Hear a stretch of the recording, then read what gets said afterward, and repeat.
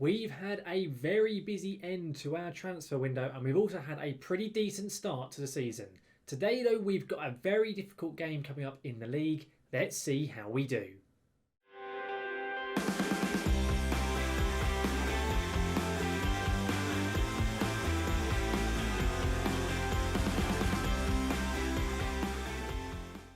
Welcome back then guys to the Red Devil Revival, now here for a brand new episode, episode 3 of our series. And as of course I've just said, we are back here with Kaiserslautern. Now of course we have made a start to our season. As I mentioned in the intro, we've made a pretty decent start so far. We're undefeated in our league games already and things are looking pretty good. Now of course if you missed our last episode though, where we took part in the German Cup and we faced off against Bochum from the league above, there will be a link right above me for you to take a look at that video. I won't spoil just yet what happened in that game, but since that episode guys, we have played 2 league games and we've also made a lot of transfer business. Now before we get going into today's episode itself though, if you do enjoy today's episode, please do chuck a like down on the video. It massively does help the channel out, and of course if you're looking forward to seeing any more of my content such as my FM21 series here with Kaiserslautern, the Red Devil Revival, or any of my FM21 experiments, much like the free transfer experiment I released a couple of weeks back, then do make sure to hit that subscribe button and ring that notification bell to be notified when any of my content here on YouTube goes live. Now then, I'll run through our results and I'll then run through the transfers that have taken place in between episode 2 and today's episode here. If we get into the schedule though, and I'll run through exactly what has gone on. Of course, last time in the previous episode when we did take part in the Cup, we played Bochum from the Bundesliga 2, or the second tier in German football, and we beat them 1-0. We very much played counter-attacking football and it worked perfectly against them and we beat them. We then took on Dynamo Dresden in what was a pretty tough game. Dresden opted to do quite well in the league along with ourselves, and we drew 1-1. I think we were quite unlucky to draw this 1-1. We scored in the 59th minute from Kenny Redondo, and then they equalised basically straight away, and we had various chances to try and kill the game off, but we just couldn't score. Dresden in the end held out and took a point away from us. But after that, we then took on Turkuju, I don't quite know. I have no idea. They're a German side which I presume have Turkish links, and we played them and we absolutely smashed them. We only won the 2-0. It could have been about 4 or 5. We were very, very dominant. Goals from Marvin Pordy, the striker for us, and Michael Schultz of the right back as well. And I'd say it could have been a lot more. It really could have been. In terms of in the league, after that win and draw, we're sitting up in 6th place. We are undefeated after our first 2 games. And we have 4 points. I probably would have taken that looking at those 2 games we were taking on. But our first game coming up is up against Wiesbaden, who are up there in 3rd place. It's going to be a very, very tough game. Initially, I had suggested we were going to play both Wiesbaden and Mannheim, who are down there in 12th. But due to the fact we've got a lot of transfers that have taken place, we're only going to play the 1 game in today's episode instead. And we'll run through all of our transfers as well. In terms of those transfers, we go into the transfer history page. One that has happened but won't actually be going through until January, just so you can see in terms of player who is left, is Hendrik Zuk. He is one of our wingers, backup winger. He's going to, I think it's a club over in the Czech Republic, Karvina, for £150,000. He is, say, as a backup. He's not going to play. We get a bit of money in, and also it will mean when he eventually leaves in January, we'll get him off the wage bill as well. Then also what has happened is we've also sent out one of our players out on loan. He was very much another backup winger. We have a lot of wingers in this side, a lot of which aren't going to play. So Kleinsorge here, he's gone on loan to Lotte in the German, I think they're in our division. He may be in the division below. I'm not entirely sure. I tried to sell him, but no one was really offering enough. So in the end, Lotte came in with a bid to loan him for the rest of the season and even pay a little bit of money up front as well. So he's gone out on loan, freed out some more money for us, and it allowed us to make 3 additional signings. One I did mention in last episode, and that was Enzo Zidane, the son of Zinedine. He has come in as our new deep-lying playmaker type player. If I actually managed to click on his name, there we go. Get his profile up on the screen. His natural position according to the game is a left winger. He won't be playing there. He'll either be playing deeper as the DLP or advanced playmaker role, or he may even be playing as an attacking midfielder if we ever go to our Manchester United 5-2-1-2 tactic in behind the strikers.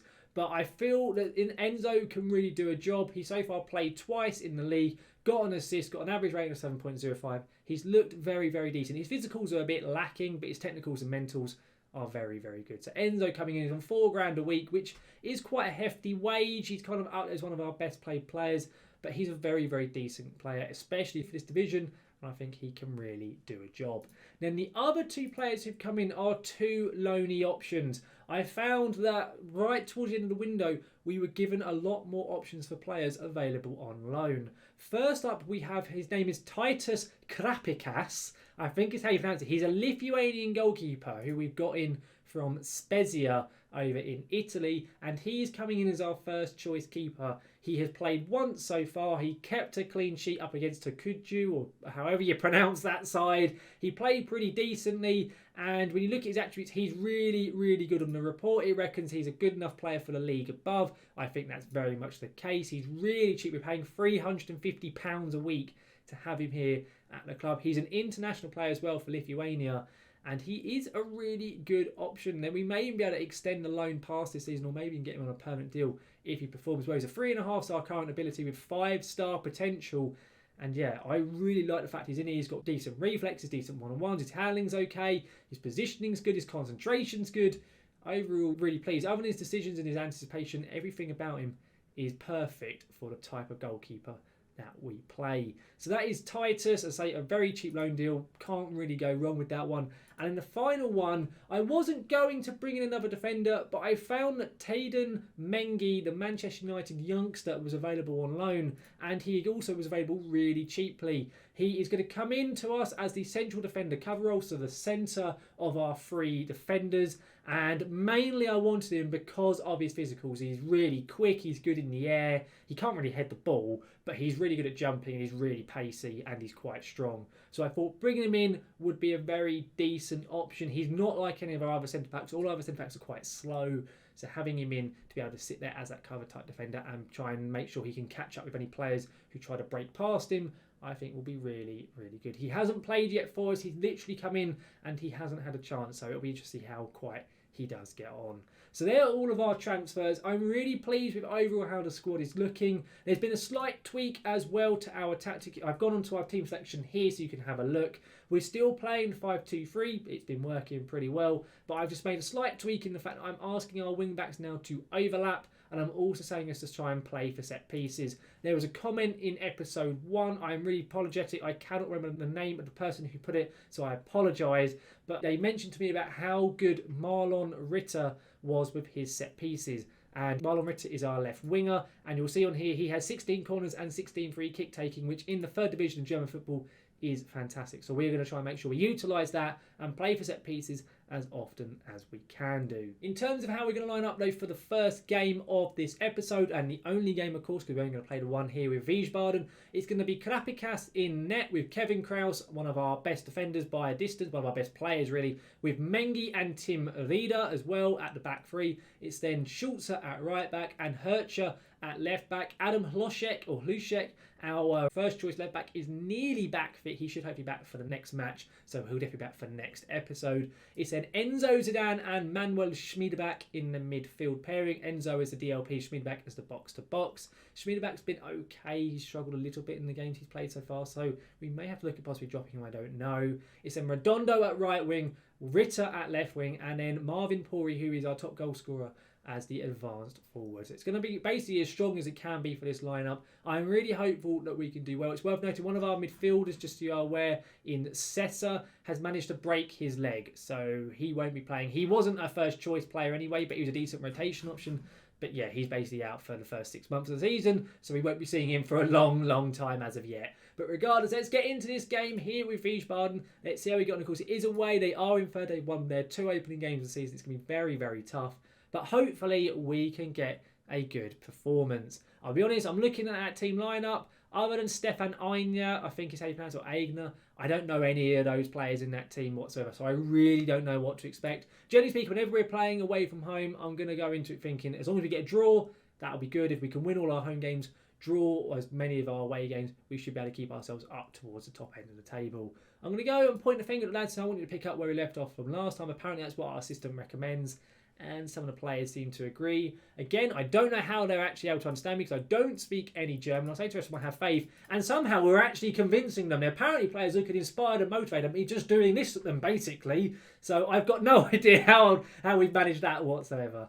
Regardless, let's get out here at this game away from home. The first time you will see us away from home on the series so far. Of course, last time we played, we were at home at the Fritz and Walter Stadion, and this time we are away at Wiesbaden's ground. I do not know what their stadium is called. It's been a very quiet opening 15 minutes so far. Or saying that, literally as I say that though, we then get the beginning of a highlight. I presume we are in the greeny colour. Indeed we are.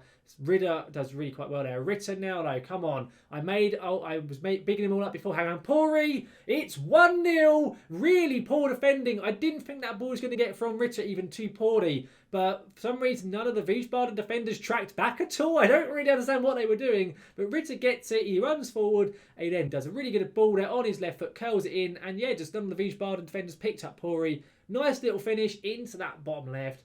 1-0 up away from home. Come on, boys. Very, very good stuff. That goal as well will make it so that we leapfrog above Wiesbaden. The table has now updated. You can see we're up into third place currently. You can see in the table at the moment that, oh, hang on, let's have a look at his corner. Ritter's corner. Mengi. Just wide. Almost a perfect example of the whole playing for set pieces thing working to perfection, just not quite. I was about to say, though, you'll notice that FC Bayern 2, the Bayern reserve team, is below us in the league. Hang on, Pori. Unfortunately, doesn't go in there. And as I say, the Bayern second team is just below us in the league. And we've had the draw for the German Cup second round. And surprise, surprise, we've been drawn at home to Bayern Munich. So we're going to get absolutely pummeled in the next round. I am really dreading that game. It'll be a good laugh. Hang on, Aigner. That's got to be offside, surely. Apparently, he's hit the post. Doesn't matter. And somehow that wasn't given offside. I don't know how it wasn't. And now they've scored. How was the first effort not offside? I'm bemused. I'm actually lost for words. The first effort, I'm sure Wirtz was offside and they didn't give it.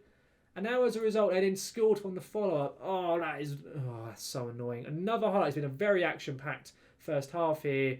And Aigner, and we are very lucky not to have conceded the second there. After, again, Aigner is given too much space on the ball.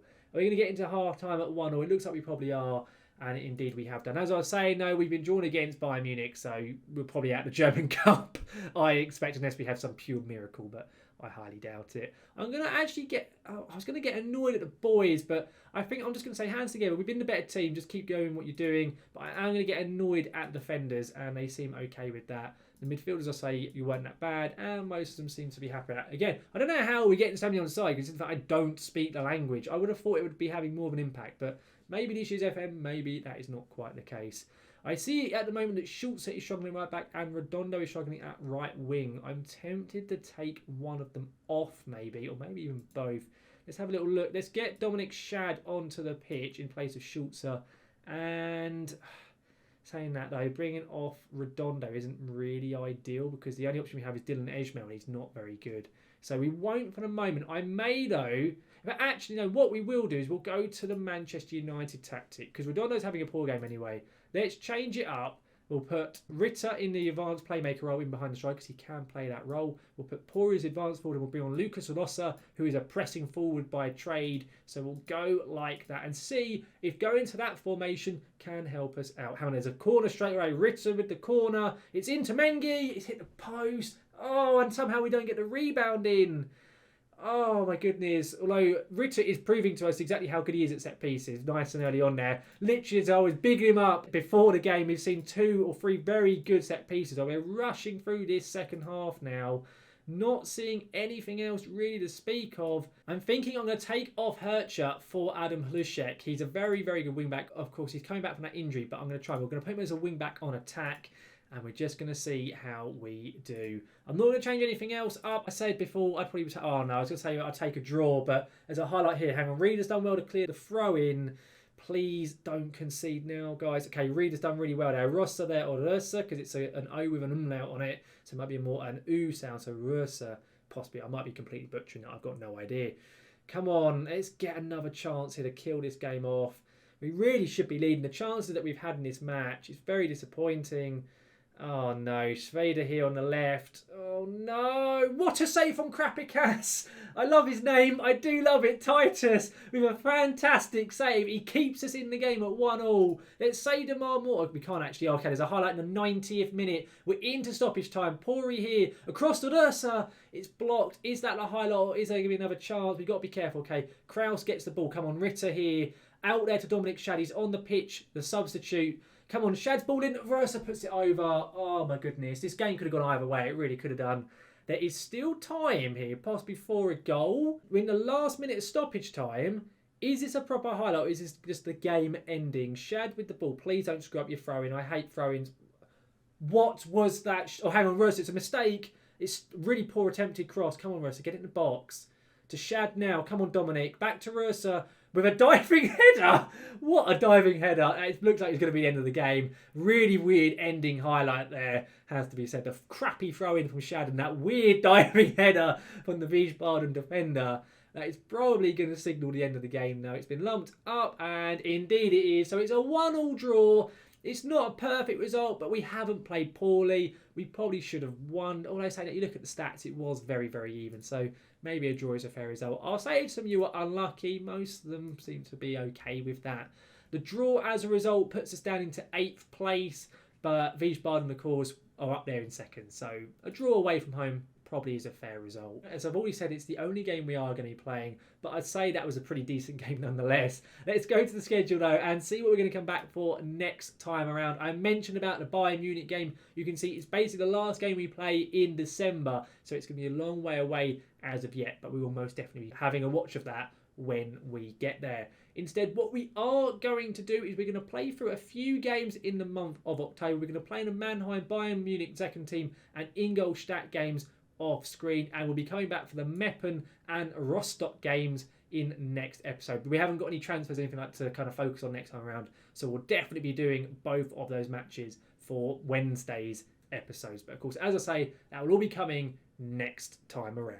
Overall though guys, that just about wraps up this episode here today. I'm pretty pleased, to be honest, with most of the business that we've done. I think the squad has been strengthened quite well, considering the fact we didn't have a huge amount of money to spend. I think the players we got in have really improved the squad, and we added some more depth in certain positions, right back being a key example and in centre of midfield. I think the loney players we brought in Krapikas and Mengi could be very, very good. Of course, Krapikas very much kept us in that game just then with that late save in the 87th minute. We could very well have lost that game was it not for him in net. Of course, we have only played the one match, but again, it was a very action-packed game, and I will definitely take the draw. Hopefully, guys, you have enjoyed this episode today with all of our transfer business and that pretty exciting 1-1 draw that we took part in. If you did, please do chuck a like down on the episode. It massively does help the channel out. And of course, if you're looking forward to seeing any more of my content here on YouTube, such as the Red Devil Revival, then do make sure to hit that subscribe button and ring that notification bell to be notified when any of my content here on YouTube goes live. But guys, thank you very much for watching.